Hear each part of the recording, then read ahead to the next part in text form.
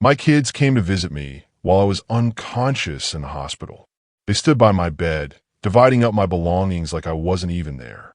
One of them said, "Why won't this old man just die already?"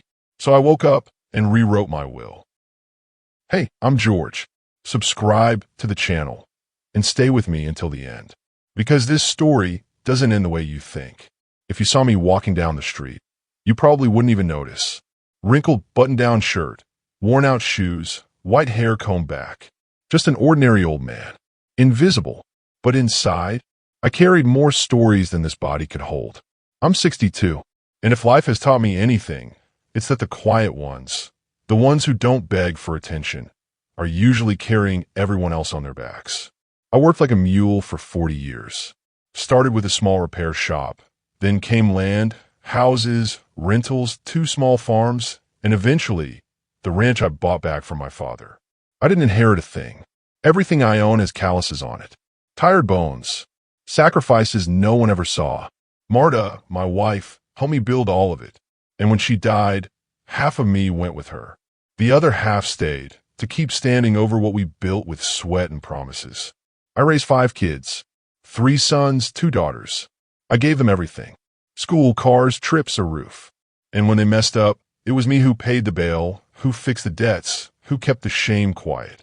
Have you ever given so much you started to vanish in the process? Because I did. I gave until there was no space left for me. And what did I get in return? Silence. Distance. A thanks, Dad, followed by months of nothing. The more I gave, the less I seemed to matter. These days I live alone. Well, alone by blood. But I'm surrounded by 3 people who actually see me. Elzira cooks with care. Roberto tends the land like it's his own. And Teresa takes care of me. She came to help when Marta got sick and stayed after Marta was gone. Never asked for anything. Never expected anything. Sometimes she didn't even get paid. She doesn't measure love with a bank balance. She shows it by being there. Teresa has this quiet gift. She knows what I need before I say a word. If it's cold, she shows up with coffee. If I get too quiet, she just sits beside me. She calls me Mr. George, but sometimes it slips, my old man. And honestly, that hurts less than the forced dad I get from my own kids. Because real love doesn't need a title, just consistency. Lucas, her son, grew up in this house. I watched him fall out of trees, steal guavas from the backyard, run through storms. He once came to me, nervous, asking about college. Teresa insisted she'd figure something out. But I already had. I paid for law school without a word, because I knew he was worth it. Today, he's a lawyer.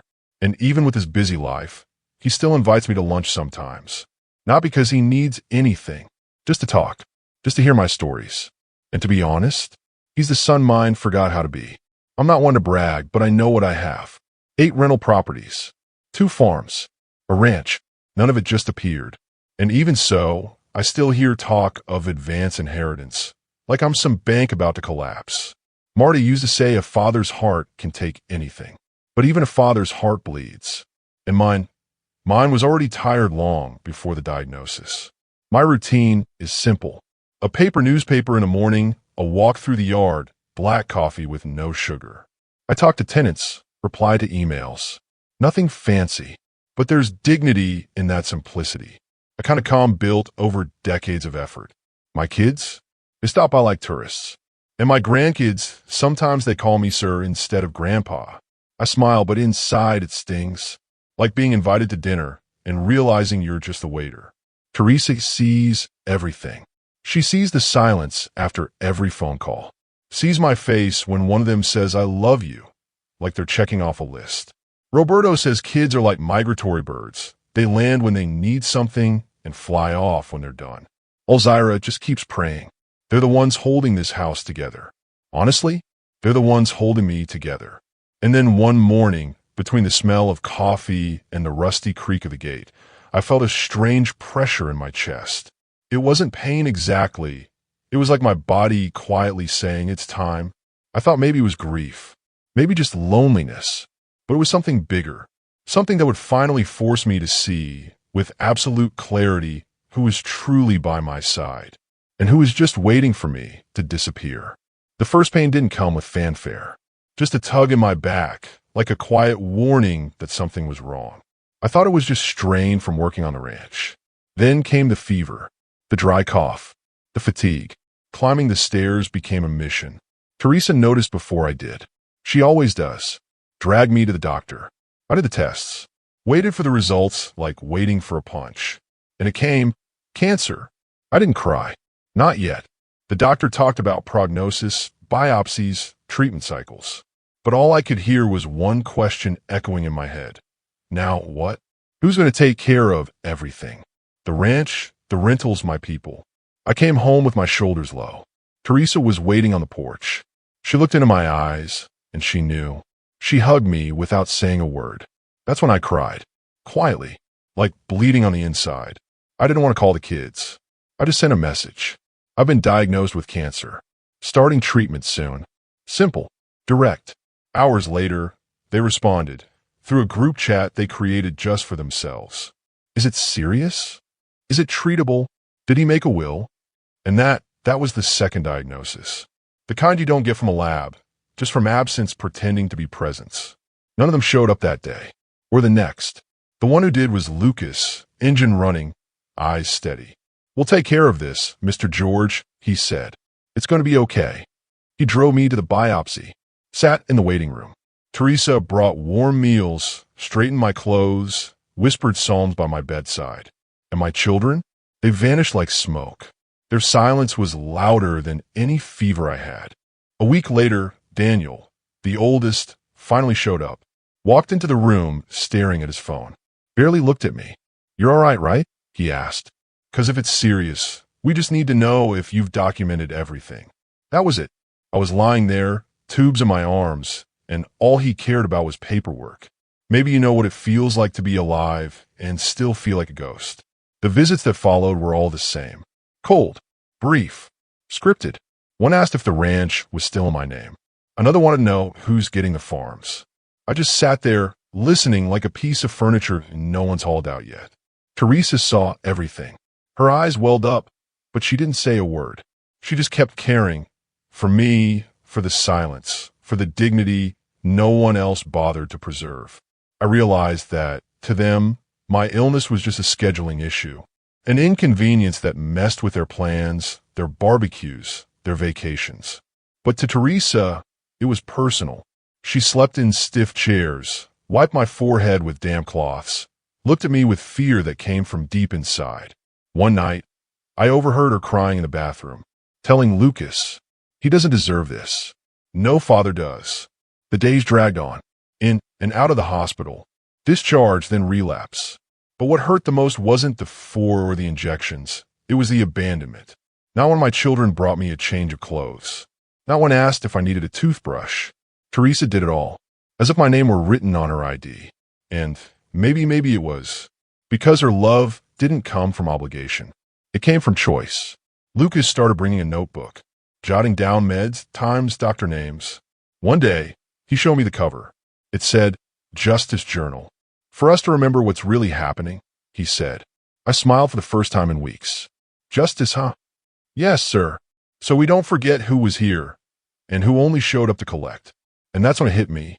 The cancer was just the beginning. Justice was on its way. Lying in that hospital bed, surrounded by beeping machines and cold walls, I finally understood. It wasn't just my body that was sick. It was my tree, my branches, my fruit. And maybe, just maybe, it was time to prune what had rotted. Because sometimes to live again, you have to stop pretending you weren't wounded. Some nights hurt more than any medical test. Not because of the body, but because of everything silence carries. It was one of those nights. The hospital was quiet. Only the beep of the monitor reminded me I was still here.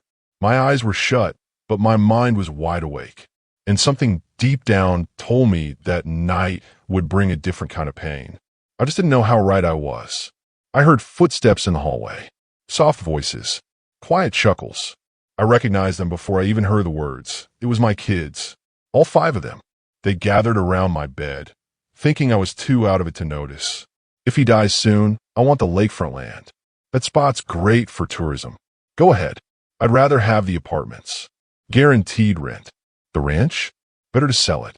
Way too big. I was alive, and they were already making plans as if I wasn't. I opened my eyes just a little, just enough to see their shadows behind the curtain. I didn't speak, didn't cry. I just let it sink in, because what hurt me wasn't the surprise, it was the confirmation. They weren't waiting on me.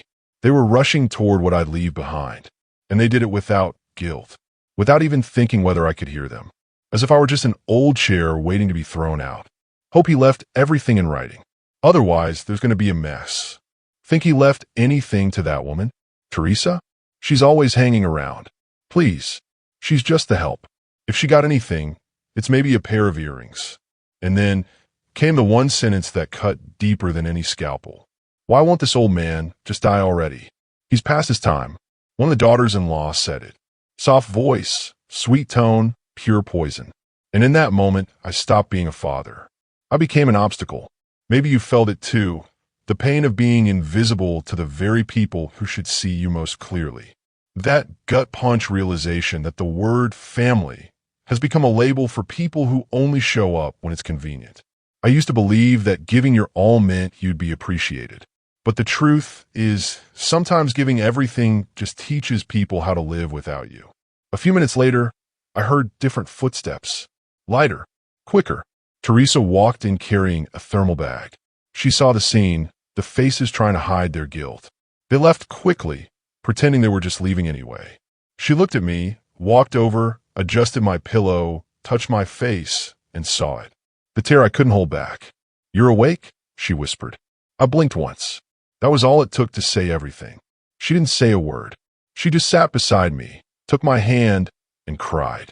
Not a dramatic cry, a quiet, grieving one, like someone watching a person die on the inside and knowing they can't stop it. Her presence was the only real affection that night. Not out of duty, but choice. And that, more than anything, hit me hard. Being there when no one else is, that's love without a contract. I stayed awake all night, replaying every word, every laugh, every plan. I saw my children as vultures, circling before the fall. And I thought, if it's the inheritance they're after, maybe it's time they learn its cost. Not with rage, but with clarity. Not with shouting, but with resolve. The next morning, I asked Teresa to call Lucas. She hesitated, said I needed rest, but there was something in my voice she'd never heard before. Steady, rooted. The visit the night before hadn't just woken me up. It redefined me. From that moment on, I was no longer the sick old man they ignored. I was the man who decided to write his own ending before they had the chance to write it for me. It took time. My body gave out before it fought back. Days of chemo, fevers, sweat, nausea. Sometimes I thought the worst part was the illness, but it wasn't. The worst was lifting my eyes and seeing no one. No family. No children. No granddaughter. Not even a "I'm here, Dad." And still, I came back. Slowly. First my appetite, then my sleep, and finally, my will. The will to not die quietly. Teresa was holding my hand the day the doctor smiled for the first time. "Thank God," she whispered. Lucas stood beside her. That boy who once ran barefoot through my yard now, man. A lawyer. Steady. When the doctor left, I asked the two of them to stay. I said I wanted to talk. Not about medicine. Not about follow-ups. About something deeper. What to do with everything I still had left. I spoke slowly. Repeated things I didn't want to remember. I told them everything I heard that night. The laughter, the early claims, my daughter-in-law's words. Teresa cried quietly. Lucas stayed silent, but his fist trembled with anger. And me? For the first time, I spoke without heaviness. No tears. No shouting. Just clarity. They were dividing up my life while I was still breathing. And now, I want to make it crystal clear who deserves what's left. Lucas opened his bag and pulled out a folder. He'd already been expecting this. We can start now. Everything will be legal, airtight, and impossible to contest. He explained every step. Deeds, clauses, witnesses. He said this wasn't just a will. It was a message. A silent statement. A signature that said enough. And I signed. Calmly. Firmly. Truthfully. We did everything quietly. While my children thought I was resting, I was visiting notaries. Teresa came with me. Lucas fine-tuned every clause. And me? I was reclaiming the part of myself I'd silenced for years. Lucas never asked for anything, and when I offered, he declined. You've already given me what matters most. And in that moment, I understood some children come through blood, others through life. Each of my 5 kids got an apartment, all in the same building. A symbol, a reminder, nothing more. The ranch, the land, the properties that mattered went to those who stayed when everyone else walked away. Teresa got the main house, the one Marta lived in, the one where love had a name. Alzira and Roberto were included too. They got homes, support, and peace. Lucas added ironclad clauses. Nothing could be reversed. Nothing split. Nothing challenged without stepping into a legal trap. Do you want to leave a letter? He asked. I thought for a second, then said, no. Their absence already said everything. And he nodded, eyes moist. It felt strange, writing my own farewell while still alive. But it was also freeing. For the first time, I wasn't rewarding a last name. I was honoring presence. This wasn't about wealth. It was about truth. Love isn't measured by blood. It's measured by who holds your hand when you're at your weakest. Teresa stayed quiet through the whole process. Until one day, on our way to the notary, she stopped on the sidewalk, looked me in the eyes, and asked, "Are you sure about all this?" I took a deep breath. My whole life, I was sure I'd give everything to my family. Today, I'm just giving back to those who truly loved me. The wind picked up at that moment. Strong, almost like the world itself whispered, "Go." And I did, because for the first time in decades, I wasn't just alive. I was free. I placed the document on the table while Lucas read through every line like someone setting a trap. Not to catch anyone, but to make sure no one could take away what little justice I still had left. Teresa sat quietly in the corner of the room, watching. I didn't ask for her opinion or her blessing, but her eyes said everything. 5 apartments, 1 for each child. And that was it. That's what was left for those who once treated me like a burden, like I was just a bill waiting to be settled. It wasn't revenge. It was a message, a fair end, a reminder. They tried to divide my body before it was cold. Now they get what they deserved, cold, empty walls. The ranch would go to Teresa. The place where Marta once sowed love would now be a home for dignity. The farms, the rental properties, all hers. Not out of pity, but because of loyalty. Teresa stayed. Teresa served. Teresa cared. And she never asked for anything in return. That's why she deserved everything. Because love that proves itself in silence is louder than anything spoken. I left the house and a savings fund to Alzira and Roberto, 2 workers who were never just that. It wasn't a fortune, but it was enough for them to live well. Enough to say, I saw you. I always saw you. Even when my own children pretended I wasn't there, you never let me eat alone. You showed up. Every time. Lucas made sure the will was protected from every angle. Public filing, witnesses, irrevocability, a mental clarity clause, a survival clause, everything airtight. I signed each page without hesitation. For the first time in a long time, my name didn't shake on the line. Then Lucas handed me a paper with a QR code. These are the recordings, the audios, the security footage. Everything was documented. The night they stood beside my hospital bed, whispering their plans, waiting for me to die, that moment would live forever, saved in files they'd never be able to erase. They might try something, he said, but that's all it'll be, an attempt. And I smiled. Not a proud smile, not a vengeful one, just quiet, whole. There was a time I would have been afraid. I would have begged him to keep it quiet. I might have left a letter explaining myself, but not anymore. I didn't owe anyone anything. The heirs of my blood would receive exactly what they invested, almost nothing. But the heirs of presence, they'd receive it all. Because inheritance isn't just about what you leave behind. It's about who stood with you when everything fell apart. When I finished the last signature, Teresa got up. She walked over to me with tears in her eyes. "You should be resting," she whispered. "Not doing all this." I looked at her and said, "This is my rest." And she understood. Because the greatest relief isn't physical. It's knowing that when the end comes, the ones who remained weren't the loudest. They were the quiet ones who stood on the right side of the room. Later that day, I asked Lucas to add one last clause. I want the house where Marta and I live to become a place for forgotten people, those the world no longer sees. Lucas nodded. Teresa didn't move. What should we call it? He asked. I thought for a moment, then answered, still here. Because even when I'm gone, a part of me will stay. They didn't cry for me. They cried for the land. That's how I realized the rumors had started to spread. One of my sons called, asking for the ranch deed to sort out some paperwork. Another texted me, confused about why the beach house no longer appeared on the tax records. And one of them actually tried to sell the country property before even checking if I was still alive. That's when their little kingdom of greed began to fall apart. At first, they pretended, acted shocked, offended, outraged. Wait, what do you mean he changed the will? That's not possible. He wasn't in the right mind. But then the documents came, and with them, silence, notarized signatures, certified witnesses, footage, audio recordings. Everything recorded with the cold, steady hand of someone who'd been betrayed too many times to leave anything to chance. Teresa found out before I did. They didn't come to me. They went to her, called, sent veiled threats. One of the daughters-in-law even stopped her on the street. What did you do to him, you manipulative snake? Teresa didn't answer.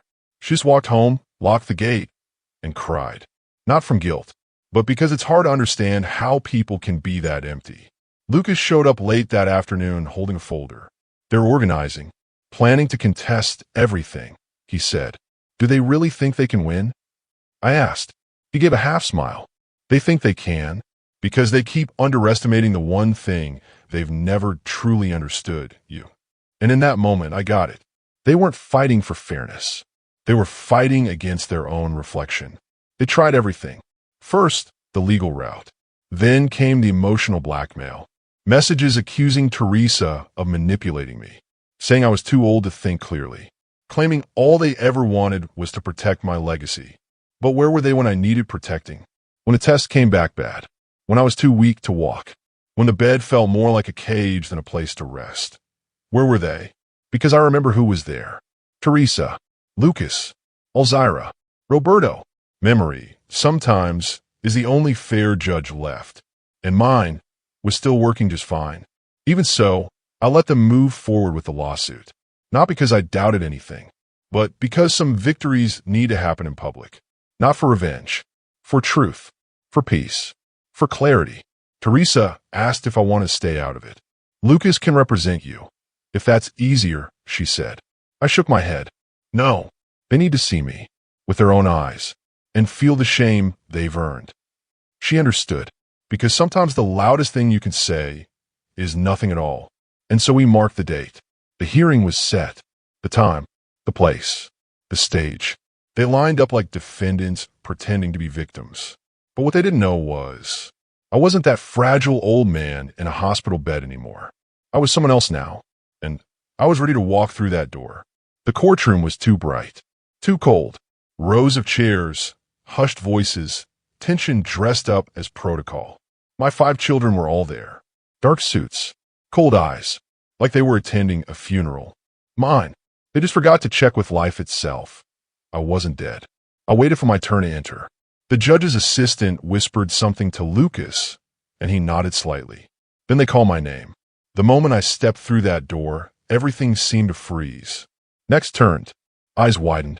I walked in slowly, head high, jacket crisp, breathing steady. Good afternoon. That was all I said, but it was enough. That good afternoon was the sound of the past finally being put in its place. They turned pale. My oldest daughter dropped her eyes.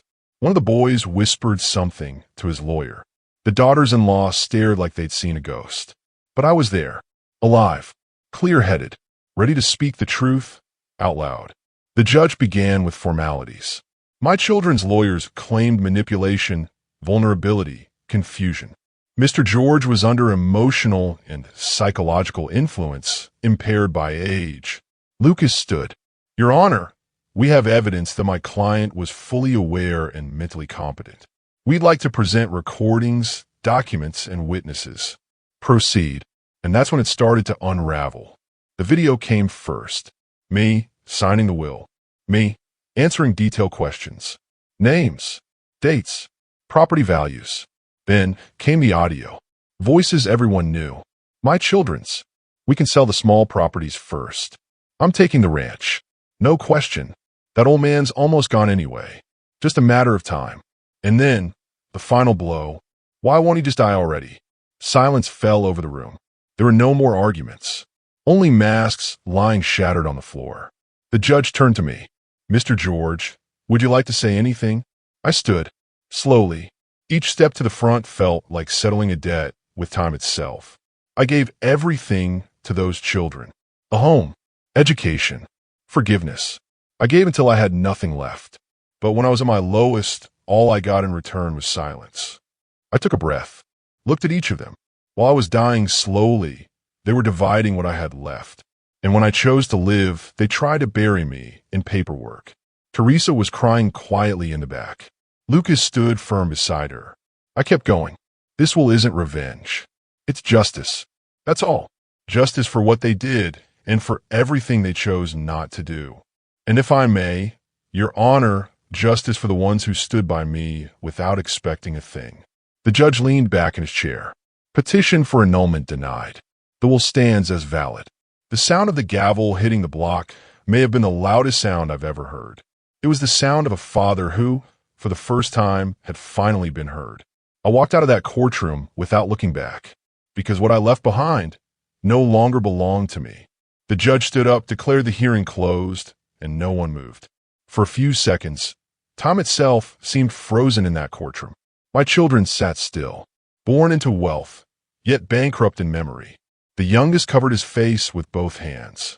My eldest daughter stared at the floor, as if searching for some excuse buried deep in the wooden grain. But there were no more excuses, no more turning back. The verdict had been delivered, and for the first time, I wasn't the one backing down. I left the courthouse with Teresa by my side. She was shaking, overwhelmed. Lucas held the folder tightly, not just carrying papers, but carrying my story. Elzira was waiting in the car. She brought cake. It's simple, she said, but it's made with love. And that hit harder than anything. Because in the end, what stays with you isn't castles. It's small gestures that taste like home.